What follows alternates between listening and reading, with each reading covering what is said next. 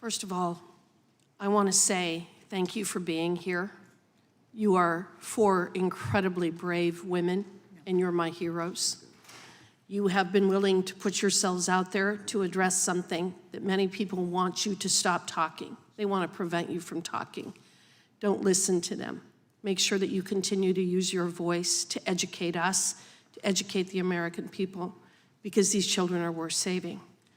Dr. Bowens, I want to thank you for being here. And in your testimony, you referenced what I think is one of the more important points in this debate, and that children are treated as special and a vulnerable class in the psychological and research fields.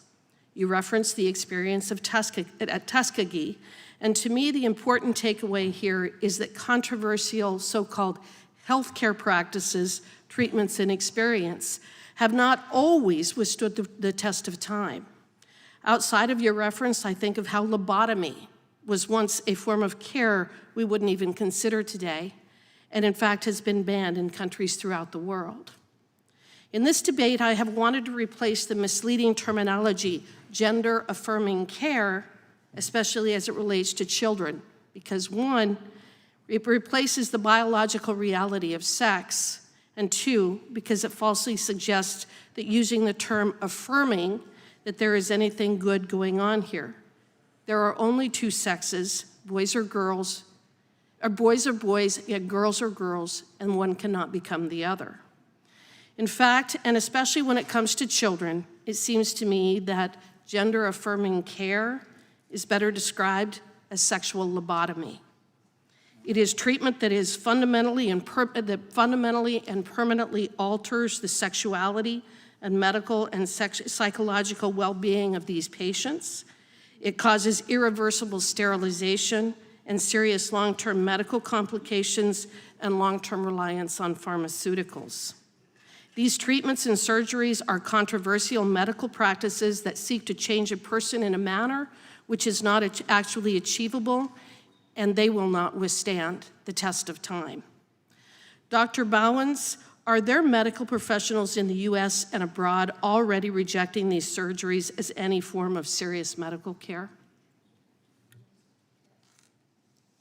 Yes, thank you for your question. And we are seeing an increase of medical professionals speaking out. Just this past week, there were 21 doctors that came out and said, we are very concerned about this. The own AAP, American Academy of Pediatrics, was referenced earlier, and 80% of their membership has been asking for a review of the literature, and they've been denied that review by the upper echelon. So there are, and I've listed many other countries, there are people who are standing up because they're seeing the harms done to these kids like Chloe Cole. Can you discuss why referring to these treatments as life-saving treatment is so extremely misleading? Yeah, it's misleading for a number of reasons, because for one, the whole impetus of the scientific method is that we're discovering things. We're supposed to be in a process of, is this the right approach or not? And this whole discussion about saying that it's life-saving automatically says there's no room for discussion, there's no room for scientific inquiry, because the science is settled, which is it's an amazing statement, because the suicide literature has been around far longer than the transgender literature, and the suicide literature is not conclusive. So we have a real, right hand doesn't know what the left hand's doing in this case. It seems to me what we've been living through for the last couple of years is a government that wants to suppress any type of speech that it disagrees with. And we're seeing that with the industrial censorship complex that we've been talking about. And it appears that that's exactly what's going on here. They want to stop the debate because they know that they can't win it.